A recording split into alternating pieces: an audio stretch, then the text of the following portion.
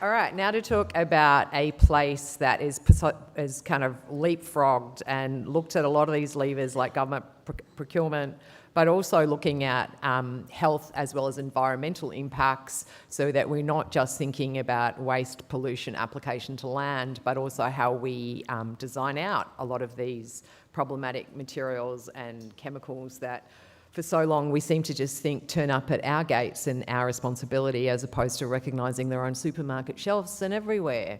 But if you want to talk to PFAS, come and listen to us this afternoon. So we're going to have Joan Prummel, who's the International Circular Economy Advisor from the Dutch Ministry of Infrastructure.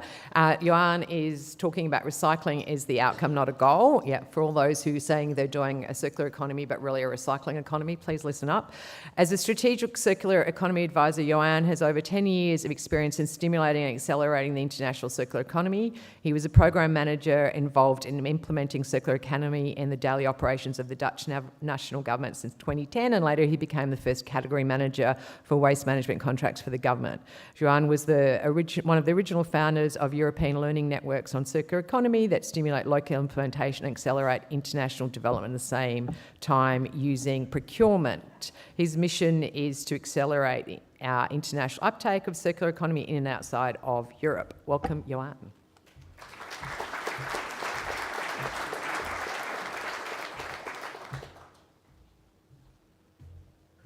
Doesn't work. Oh, that's me. A bit higher. Can you hear me? Well, thank you for having me. And interesting that you show up all together. That's very nice. All the way from the Netherlands, and I've been around here for almost 2 weeks now.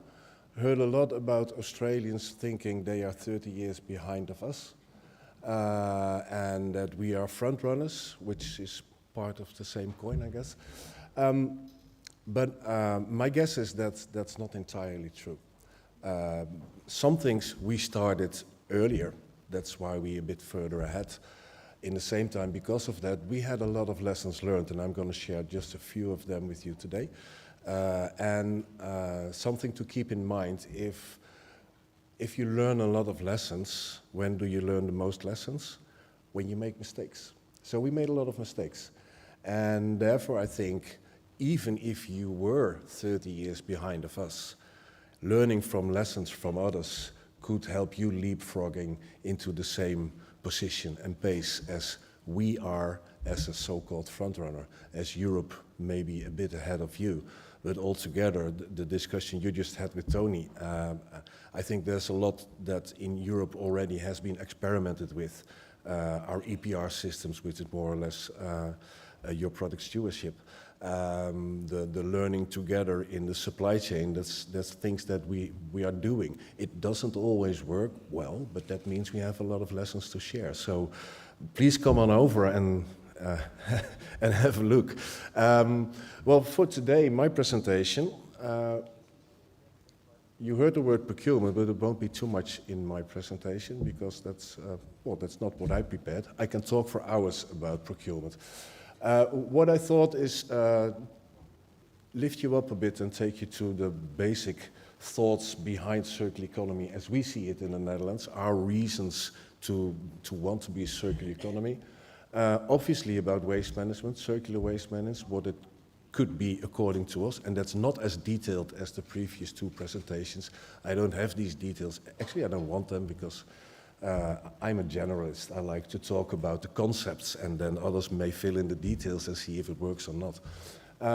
And something that I came across in the last week, we were in Brisbane and in Sydney and now here, you are talking a lot about human behavior, the role of the consumer or the citizen, which is the same person but in a different role sometimes. And I thought I'll put something in because we are working on that as well a lot, and we have a lot to learn as well. That's probably the most difficult part of circular economy is that people need to change and company needs to change, behavior and attitudes need to change. And there's a fourth point, that's challenges, but that's fall off. We'll get there. The planetary boundaries. This is the reason why the Netherlands considered circular economy an important step towards a sustainable future. What you see, first graph is the growth of the global population. It's going steep in the last, let's say, 100 years, 150, and from that comes a huge use of materials. Material use by a growing population, obviously it grows, but scarcity of materials, which like 10, 15 years was one of the main reasons to do something with resource efficiency, as we called it at the time. That's not the only impact of our material use. The Stockholm Research Institute, if you want, you can get these slides, by the way, because you can click on these pictures and find the reports where they're from. Stockholm Research Institute figured out that they make this report, I think, every year or every 2 years, the impact of human beings, including their material use on the planet, and they divided it in 9 scopes, and 6 of them are in red already. These are the planetary boundaries. So 6 out of 9 are already in red, meaning we use too much, impacting not only scarcity, impacting land, water, carbon emissions, pollution. It's all coming from our material use. The Circularity Gap report states that 70% of all greenhouse gas emissions somehow is related to our use of materials, to what human beings do with materials in mining, transporting, producing, transporting again, using, reusing, etc. There's a lot of greenhouse gas emissions from our materials. So, if you bring that back to circular economy, it means if we are a bit smarter with our materials, if we reuse them as at the highest value possible, then we can diminish this impact, this huge impact on the planet. What we have in the Netherlands is a national program for circular economy, which is actually our second national circular economy action plan. In 2016, we had a plan that was called Netherlands Circular by 2050. And what I put in red on the slide, that's the biggest change of this. This is just a follow-up of that plan, but our main aim has changed. We're not aiming for a circular economy anymore. We are aiming for an economy within planetary boundaries, recognizing that impact of everything we do is more than just materials. It's also carbon, it's also pollution, it's also biodiversity, and somehow always connected to what we do with our materials. Circular economy for us is an approach, a means to an end. It has been said before this morning, it's a means to an end to create a world with less climate change, less biodiversity loss, less pollution, more security of supply. That's European, that's probably typically Dutch to put it in. And what's not in there, this is our policy plan, but what's not in there is also the social justice or injustice that you encounter in supply chains. The policy strategies, a lot of you would be familiar with the 3R or the 6R or the 10R methodology, and this is just replacing that in other words, but making it more tangible, if you will. Narrowing the loop, using less materials, substitution, using the right materials. Slowing the loop, that's using your materials in the products as long as possible, the lifetime extension bit of circularity, and closing the loop, that's recycling. So, in a picture, circular economy could look like this. Top left, the sustainable materials, secondary materials, renewable materials, that you put in production, you create products, and creating products comes with design. Now, the better design is with the least amount of materials, choose the right materials, design your product for disassembly, for repair, and then offer them, bottom right, to the user. This is a value chain, so offer them to a user in the right contracts, the right business models, so that it can be used and repaired and reused as often as possible, and end of life, it will go to the bottom left corner and it will be separated in its different materials and recycled again. Now this is the ideal circular economy. That doesn't exist. Not in this way. There's always waste. But if you look at it from a systemic point of view, then suddenly waste is not the starting point of circular economy. Circular economy is not waste management 2.0 or something. Then waste becomes an indicator of circularity. If you have less waste to landfill, in your case, we don't do that. If you have less waste to landfill or to incinerate for energy, it means you have more materials that can be recycled and reused into production again. So residual waste, what we incinerate, what you landfill, becomes the indicator. If it goes down, circularity is going up, otherwise it wouldn't have happened. Now, talking about waste management, circular waste management, that's that corner of the slide, is taking the end-of-life, end-of-use products from the use phase, separating them, cleaning them, recycling the materials, and bringing these materials back into production. So that would look more or less like this: more separation, more recycling of high valuable materials, and they will come back in production cycles. That's the ideal world, right? We have bans on landfill. We're starting bans on, or at least taxes on incineration now. We are more and more using the extended producer responsibility as an instrument to make producers responsible for the end-of-life phase of their products. The latest accorded in Europe, this is something we don't do on a national level, by the way. Most EPR schemes are European in our case. I think the latest is textiles.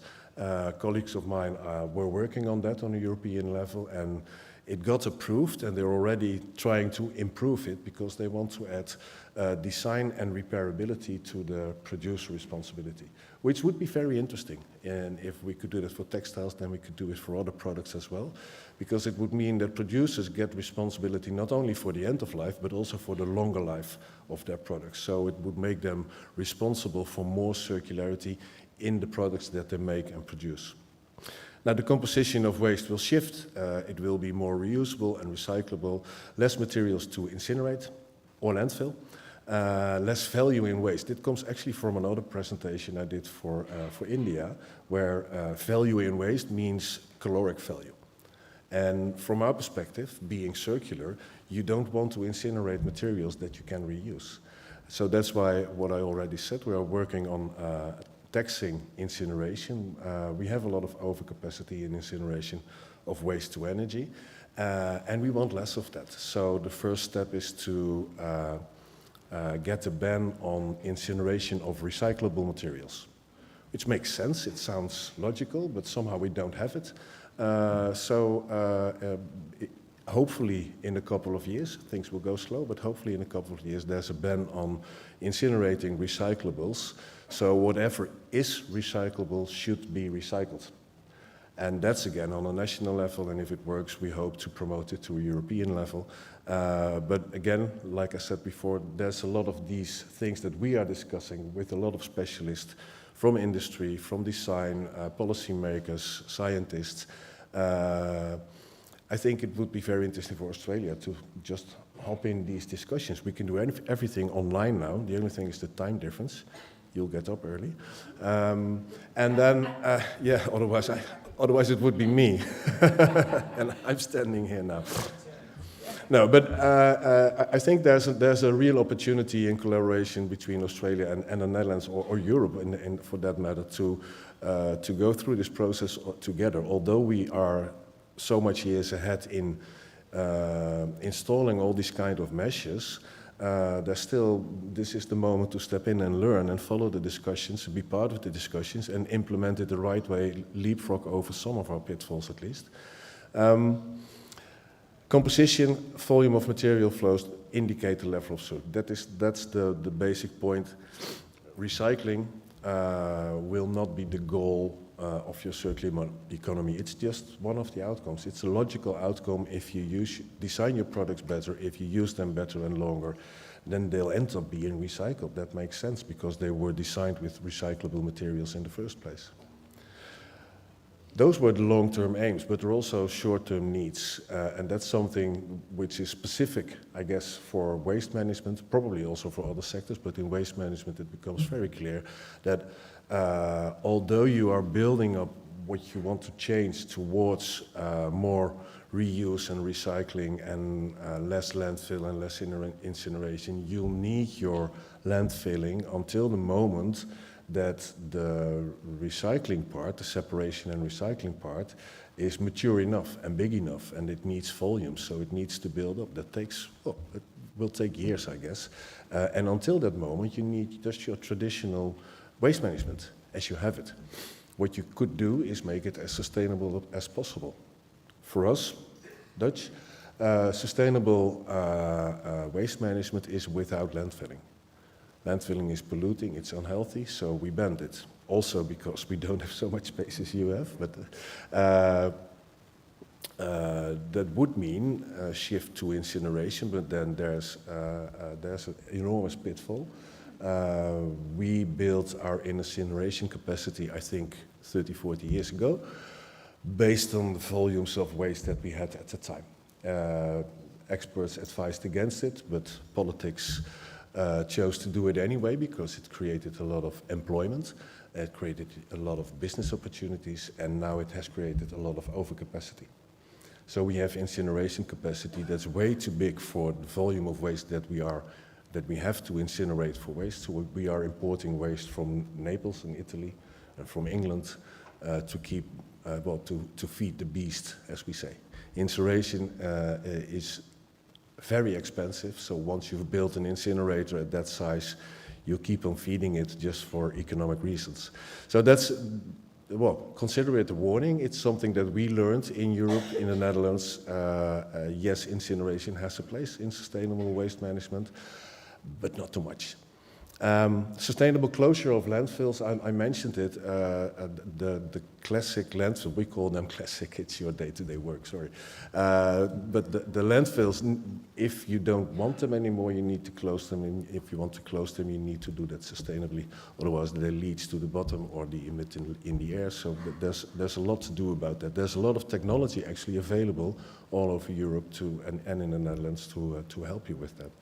So the dilemma is a growing circularity in waste management and in the same time keep the traditional waste management going, because you need your waste management.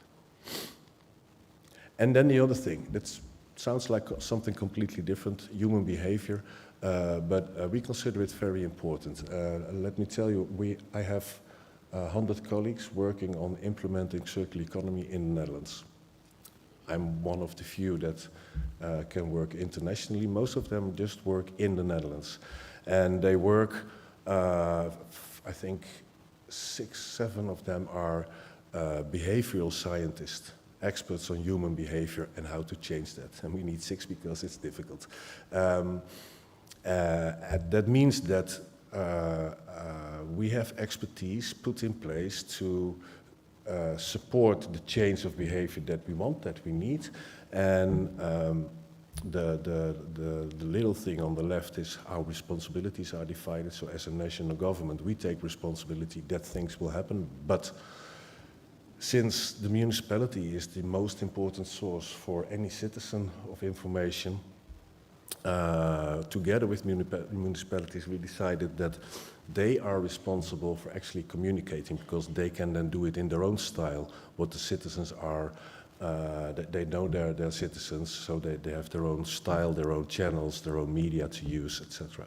So municipalities are the ones that actually communicate with citizens.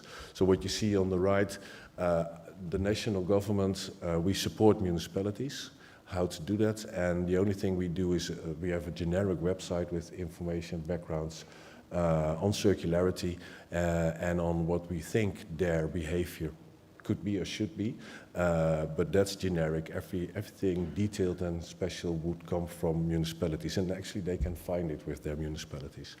So what we do, we use a model. Everybody always uses models. This one is, it's inspired by, it's called the behavior change wheel. You can find that on the internet. But we simplified it. That wheel is very complicated and probably academically correct, but because it's complicated, it's difficult to work with. So we simplified it through 3 angles. And the first 2, capability and opportunity, are about you need to know what you should do and how to do it. And you need to be able to do it. So you need to be facilitated. If we want our citizens to separate their waste, we need to make sure that they put the right stuff in the right bin, and we need to facilitate the bins to do it, otherwise it won't work. Only then comes the third one, and that's motivation. And in the same time, motivation is the most important. That's the why. Why would I do it? Why would I want to do this? And just this morning in the bus, I had a small talk with somebody about that things in our country appear normal, but that's just, well, that's maybe where we started sooner. Our glass separation started in the early 1980s. And the government put down these huge green bulbs where we put in our empty bottles. It took 2 years of resistance because everybody then could see how much you were drinking in the weekend. Ending with over 90% collection of bottles, which is great and relatively easy in the end. We were just obligated to do it, couldn't bring it somewhere else, and it works. And well, that's the 1980s, so a couple of generations further, my kids think it's normal. They have no alternative. They don't think of an alternative. So it's just where do I put my bottles? That's the behavioral change you want in the end. But you need to take the first step, and that's why you need this model, to make people understand why you're doing this and motivate them for the right reasons.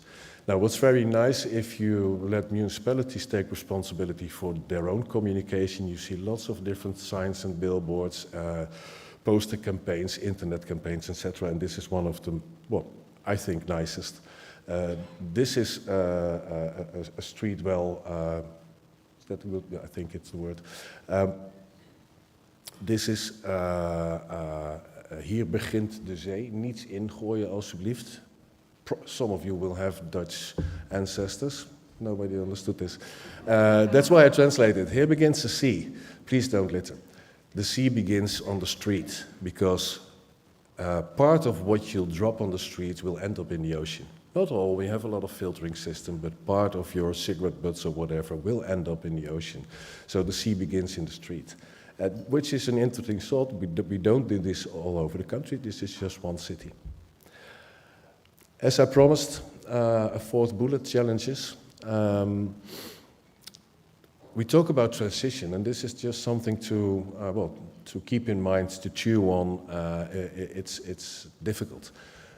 Transition creates tension, always. This is the X curve. It's quite a common model in transition sciences. If you consider the red line, the current waste management system, and the blue line is the circular waste management system, then this is how it goes. The blue line will grow, circularity will grow, step by step, waste management will become more circular, separation, recycling will grow until it has a certain volume that it can mature and be institutionalized and be the new normal. The current waste management system in this model would go down in the same pace more or less, but like I said, the challenge is that it will not.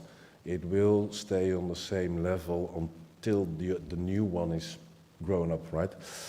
So in the middle you'll get chaos because of this tension between old and new, breaking down and building up.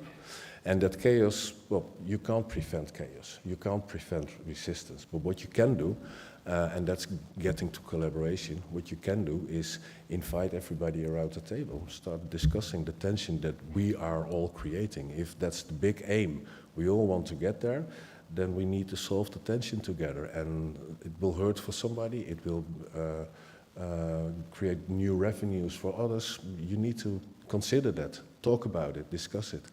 And you can't take away all the problems, but at least have them all around the table. That's the easy part, by the way, of supply chain collaboration. Just call them and invite them for a coffee. That's the first step, I guess. So generically, across the supply chains with all the different parties, that's how we built up our first circular economy action plan in the first place. We created 5 agendas with representatives from government, from industry, from knowledge institutions, from citizens, from all types of brands, associations, etc. Everybody was involved in creating the agenda, so they were also committed to work on that. And if you talk waste management, involve the old and the new. It's their change. They are both part of the change. So make sure that nobody feels left behind.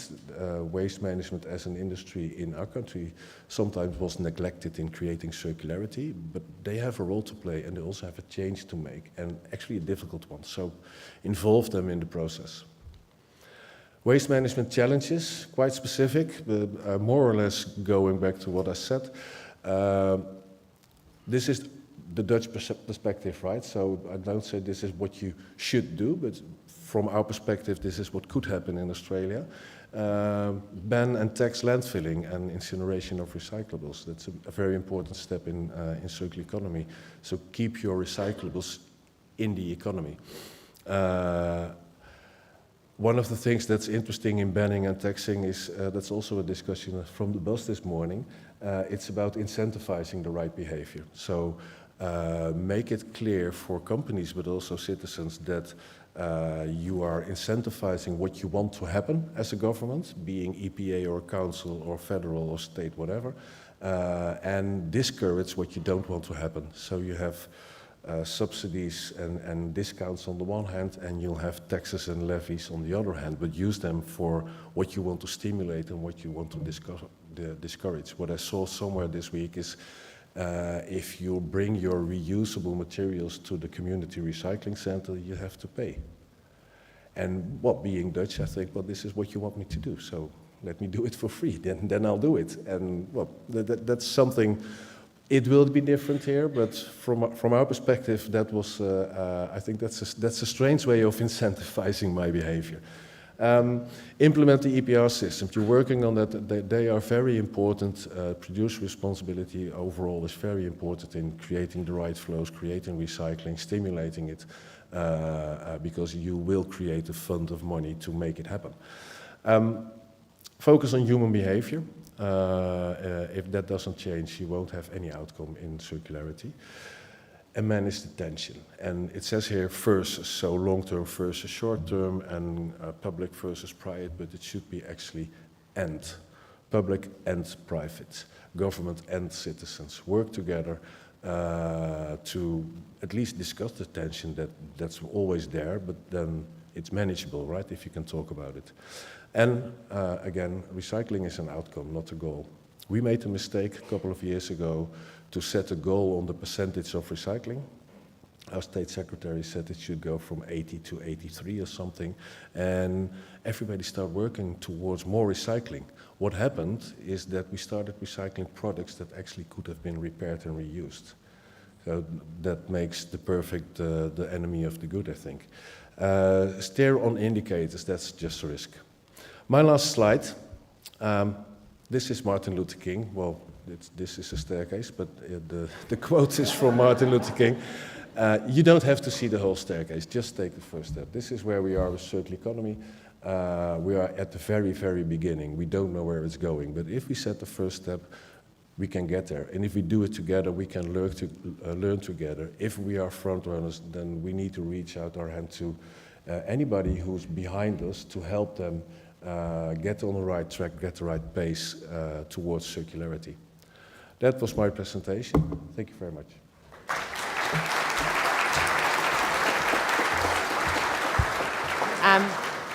We are running late, but I guess I might just ask for, like, if there's one quick question for, but wait a second, Rob. I want to ask first. You can have a second. Hey, what I want to know is, because you talked about like landfill bans, and we have a real chat, like we don't do that because we have nowhere for it to go, to be real.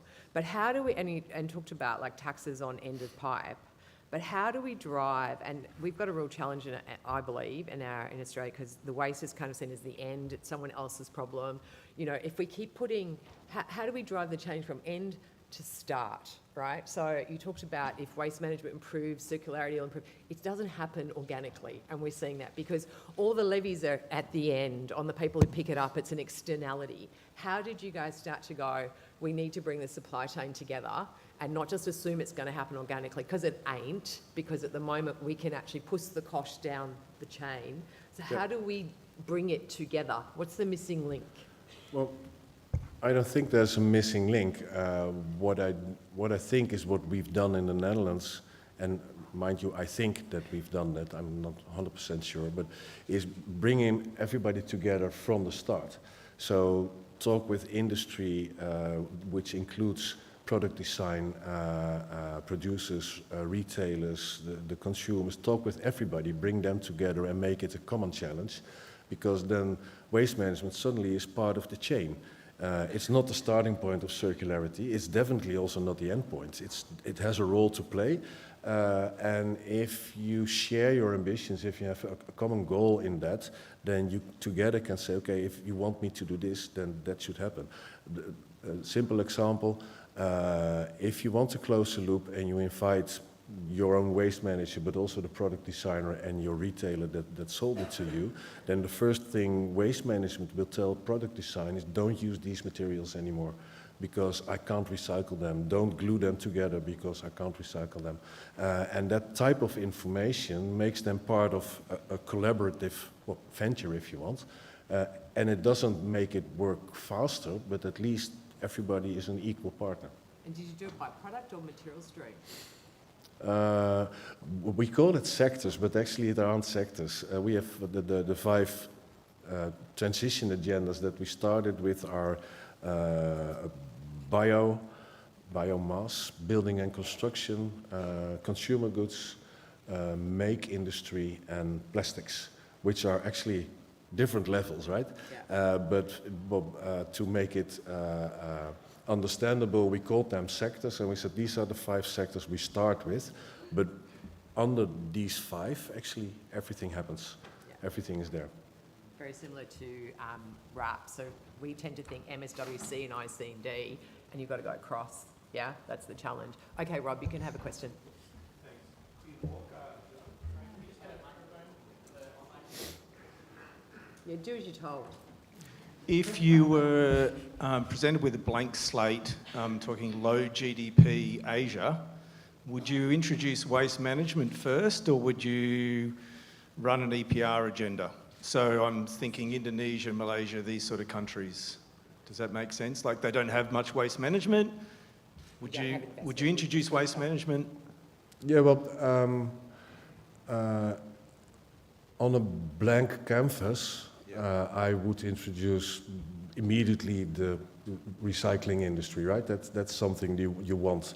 But if waste is blowing through the streets of a village, then you first need to collect it and do something with it. So you need an infrastructure for waste management, which, from my point of view, would include incineration for energy. That's more or less than the lesser evil.